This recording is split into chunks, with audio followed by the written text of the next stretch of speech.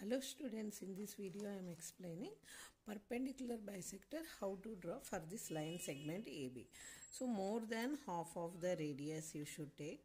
Okay, more than half of the radius తీసుకొని arcs cut చేయాలి. B దగ్గర A దగ్గర పెట్టి. Okay, so this arc you should intersect.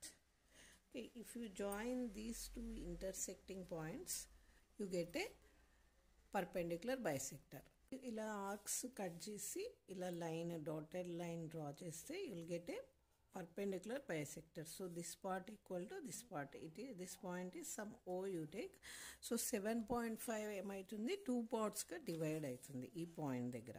So ఈ line పర్పెండిక్యులర్గా means 90 degrees ఉంటుంది. Okay, so like this you should draw the perpendicular line. Okay, so thank you for watching. So more than half of the radius తీసుకొని ఇలా arcs cut చేయాలి.